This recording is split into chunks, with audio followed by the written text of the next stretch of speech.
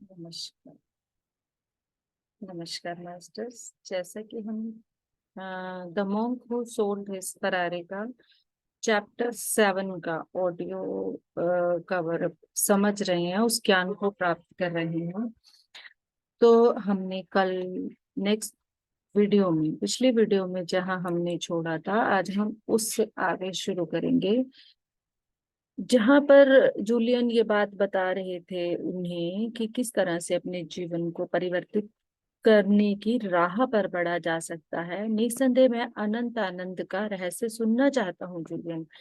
क्या हर कोई आखिर में इसकी तलाश नहीं करता? सत्य है। अच्छा, यह इस प्रकार है। क्या मैं तुम्हें दूसरी बार एक कप चाय के लिए कष्ट दे सकता हूँ? आओ भी, प्यास की गति छोड़ दो। ठीक है। आनंद का रहस्य साधारण है। इस बात का पता लगाओ कि तुम वास्तव में क्या करना पसंद करोगे और तब अपनी सारी शक्ति इसको पूरा करने में लगा दो। यदि तुम सबसे अधिक प्रसन्न, सबसे अधिक स्वस्थ और सबसे अधिक संतुष्ट व्यक्तियों के जीवन का अध्ययन करोगे तो तुम्हें पता चलेगा कि उनमें से प्रत्येक को अपने जीवन में उत्साहपूर्ण रुचि और लगाव का उद्देश्य मिल गया था और उन्होंने अपना समय उनको पूरा करने में लगा दिया। एक बार यदि जिस काम से तुम्हें प्यार है उसे पूरा करने के लिए अपने मस्तिष्क की शक्ति और ऊर्जा को एकाग्र कर लेते हो तो तुम्हारा जीवन बहुमूल्य बाहुल्य से भर जाएगा और तुम्हारी सब इच्छाएं आसानी से और शान से पूरी हो जाएंगी। इस पूरे पैरा में हमें जूलियन ये बताना चाहते हैं, आनंद का रहस्य कुछ मुश्किल नहीं है, बिल्कुल सिंपल है, बिल्कुल साधारण है। अब इसके साथ हमें ये भी बता रहे हैं वो कैसे साधारण है। अपने अंदर जाकर सबसे पहले ये जानो कि तुम वास्तव में क्या करना पसंद करते हो। तुम्हें क्या करना पसंद है? तुम्हें पुस्तकें पढ़ना पसंद है, तुम्हें सिंगिंग पसंद है, तुम्हें डांसिंग पसंद है, या कोई भी और एक्टिविटी जो तुम्हें प्रसन्न करती है, और फिर उसको करने में अपनी पूरी शक्ति लगा दो। यदि तुम सबसे अधिक प्रसन्न, स्वस्थ और संतुष्ट व्यक्तियों के जीवन का अध्ययन करोगे तो तुम्हें यही पता चलेगा कि अपने जीवन को रुचि और लगाव से भरने के लिए उन्हें यही किया और उन्होंने अपना पूरा समय उसी में लगाया। और जिस काम से तुम्हें प्यार है उसी काम को करने के लिए अपने पूरे ब्रेन पावर को, अपनी एनर्जी को कलेक्ट करके जो तुम्हारा जीवन है उसको और अधिक कीमती, बहुमूल्य बनाते चले जाओ। और इसी से तुम्हारी सभी इच्छाएं बिल्कुल आसानी से और शान से पूरी हो जाएंगी। इसीलिए सिर्फ यह ज्ञात करो कि तुम्हें क्या करना है और फिर उसको करने में जुट जाओ। यदि यह करने योग्य काम है, जूलियन ने कहा, ऐसा ना हो कि वह काम करने योग्य ही ना हो। तुम्हारा करने योग्य से क्या तात्पर्य है? इसीलिए यहाँ पूछ रहे हैं जॉन कि यह करने योग्य से क्या मतलब है तुम्हारा। तुम्हारा करने योग्य से मतलब, जैसे कि मैंने कहा जॉन, तुम्हारे जीवन का ध्येय दूसरों का जीवन सुधारना और उनकी सेवा करना होना चाहिए। विक्टर फ्रैंकल ने इसको मुझसे कहीं अधिक परिष्कृत रूप में कहा है जब उसने लिखा, सफलता का आनंद की तरह पीछा नहीं किया जा सकता, इसको तो परिणाम स्वरूप आना चाहिए। जो हमारी सफलता है, हम आनंद पाने के लिए उसका पीछा करते हैं, परंतु ऐसा नहीं है। ये तो उस सफलता का आनंद जिसको हम प्राप्त कर रहे हैं, जिस काम में हम प्राप्त कर रहे हैं, उसमें सफलता आना ये स्वाभाविक रूप से हो जाना चाहिए। अपने स्वार्थ से महान दूसरे कारण के प्रति किसी की व्यक्तिगत लगन हो तब यह उसके प्रभाव से बिना इरादे के आती है। एक बार जब तुम्हें यह पता चल जाएगा कि तुम्हारे जीवन का महत्वपूर्ण काम क्या है तो तुम्हारी दुनिया पूरी तरह से संजीव, लिविंग हो उठेगी। हर चीज तुम्हें लिविंग लगेगी। तुम प्रत्येक प्रातःकाल असीमित शक्ति और उत्साह के भंडार के साथ जागोगे। तुम्हारे सारे विचार तुम्हारे निश्चित लक्ष्य पर केंद्रित होंगे। तुम्हारे पास बर्बाद करने के लिए समय नहीं होगा, अतः अमूल्य मानसिक शक्ति कुछ विचारों पर नष्ट नहीं होगी। तुम्हारी चिंता करने की आदत अपने आप ही दूर हो जाएगी और तुम कहीं अधिक प्रभावशाली और उत्पादनशील बन जाओगे और प्रोडक्टिव हो जाना और इम्पैक्टफुल हमारा जीवन, हमारी प्रेजेंस हो जाना। दिलचस्प बात यह है कि तुम्हारे अंदर आंतरिक एकात्मकता का एक गहरा भाव होगा, मानो तुम्हारे लक्ष्य की पूर्ति के लिए तुम्हें किसी प्रकार का मार्गदर्शन मिल रहा हो। यह आश्चर्यजनक एहसास है, मुझे यह पसंद है, जूलियन ने प्रसन्नता पूर्वक कहा। अब इसको पूरी तरह से वो आनंद पूर्वक, इस सोच से ही वो अपने आप को आश्चर्यजनक एहसास में पा लेते हैं। बहुत सुंदर, और मुझे अच्छा अनुभव करते हुए जागना बहुत अच्छा लगा। अब जॉन, जो कि अपने मित्र जूलियन के साथ उस अनुभव को ले रहे थे, वो कह रहे हैं कि मुझे इन सब बातों को जानते हुए, उसको अनुभव करके पूरी रात जागना भी बहुत अच्छा लग रहा था। जूलियन, ईमानदारी की बात यह है कि ज्यादातर मैं यह चाहता हूँ कि मुंह ढके पड़ा रहूं। ट्रैफिक को झेलना, नाराज मुवक्किलों से मिलना, आक्रामक विरोधियों का सामना करना और नकारात्मक प्रभावों के निरंतर बहाव को रोकना, इन सब से यह कहीं अच्छा है। इससे मैं बहुत थक जाता हूँ। अब सारा दिन एक ऐसे काम को करते रहना जिसमें हम आनंद प्राप्त नहीं कर रहे, तो सफलता कैसे हासिल होगी।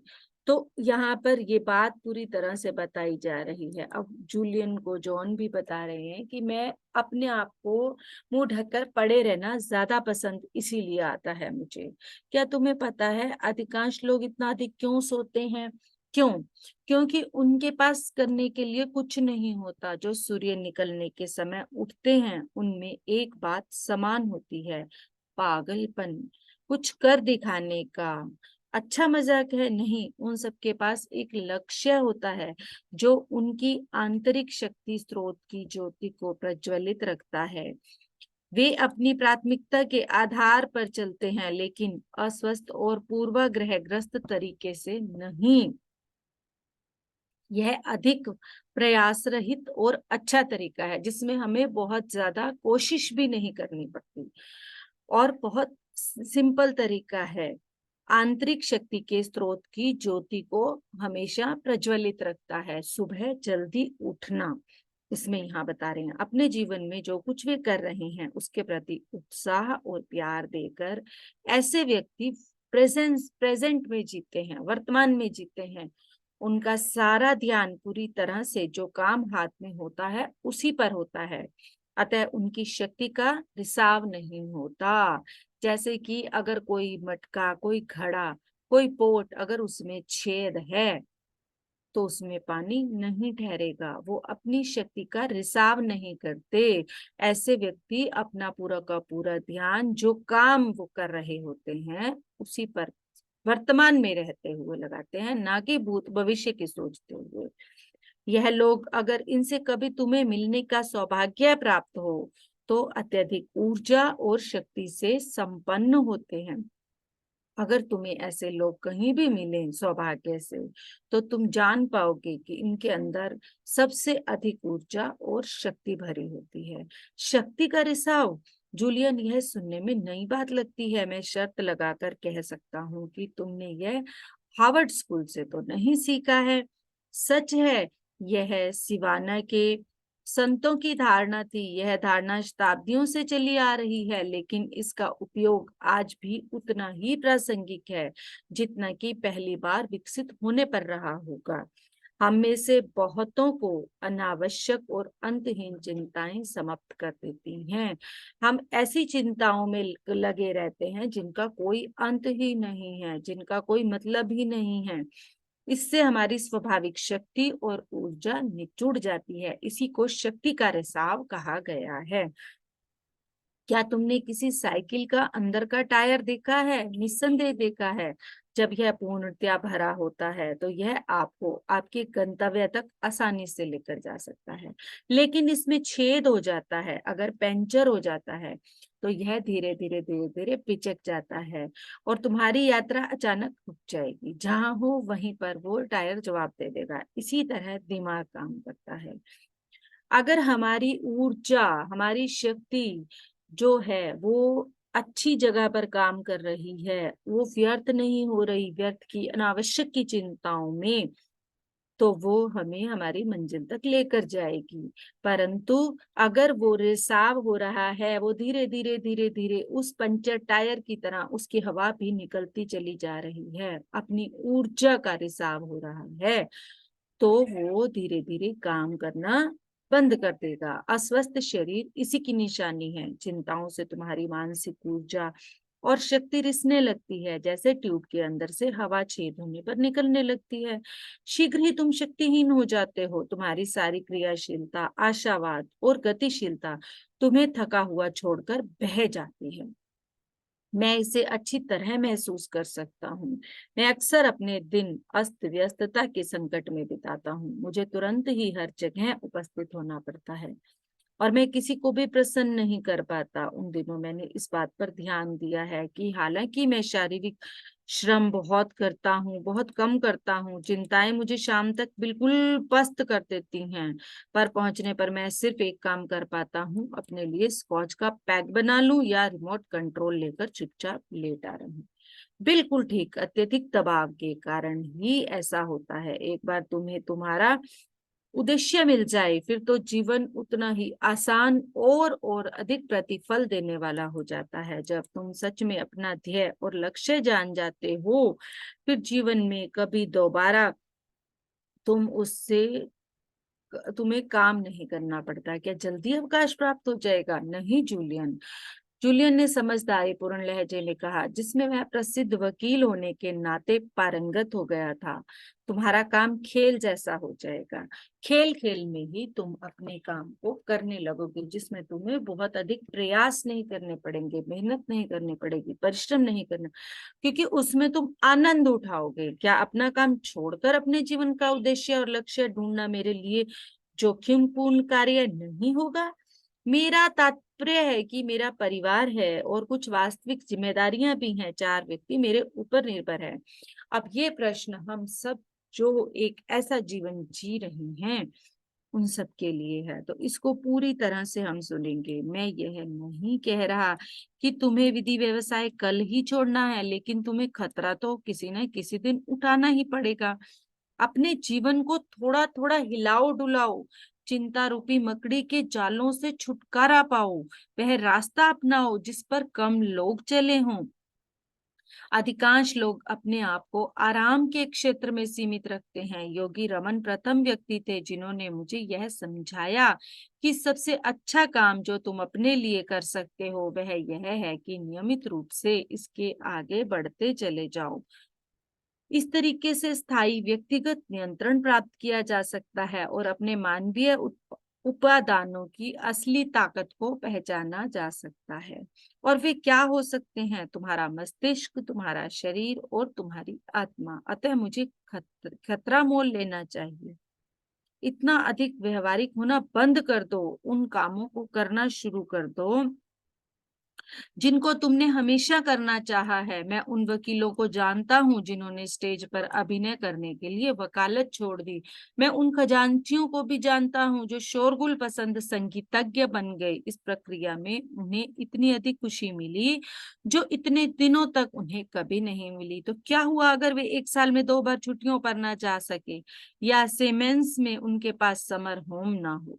निश्चित जोखिम लेने से भारी लाभ मिलेगा। तुम तीसरी सीढ़ी पर कैसे चढ़ोगे यदि तुम्हारा पैर एक पैर दूसरी पर रखा होगा? मैं तुम्हारी बात समझ गया, जॉन बोले। इसीलिए सोचने के लिए समय निकालो, संसार में होने का वास्तविक कारण खोजो और तब उसे पूरा करने के लिए अपने अंदर साहस लाओ, हिम्मत लाओ।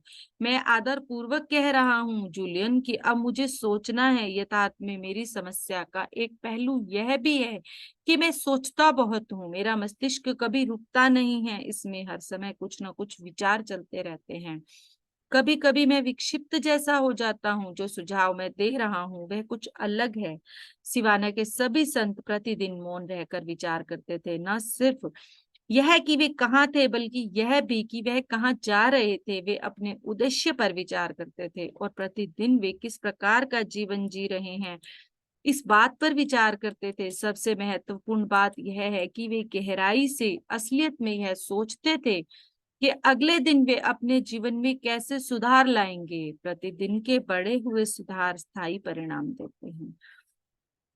हर दिन को, रात को सोते हुए हर दिन में, आज के जीवन में, आज के इस दिन के जीवन में, कल के जीवन में क्या सुधार लाने की आवश्यकता है, ऐसा सिवाना के संत करते थे।